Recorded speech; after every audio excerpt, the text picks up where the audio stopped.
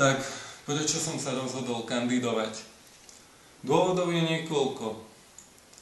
Už dlhšiu dobu visí vo vzduchu istý trend pozitívnej diskriminácie a falošnej solidarity, pričom je len otázkou času, kedy sa stanú tieto otázky aktuálnymi.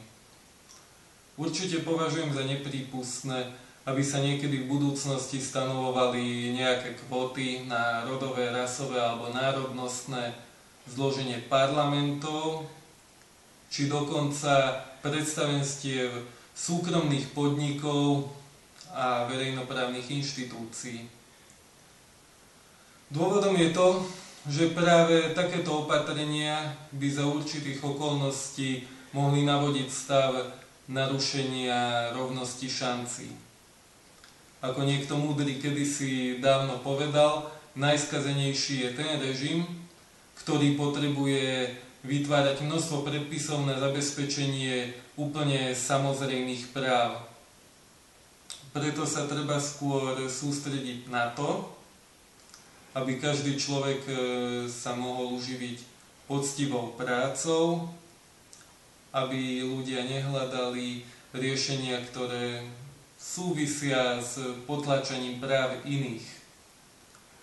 Aby rozhodovali schopnosti, znalosti a prínos, nie stereotypy.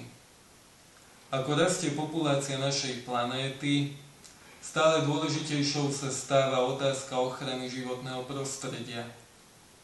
Na tomto poli treba prijať ešte množstvo opatrení, na ktoré už včera bolo neskoro. Nejde pritom len o emisné kvóty a priemyselné normy, ale aj o prísnejší pohľad na otázku zodpovednosti a tiež ochranu prírodného dedičstva.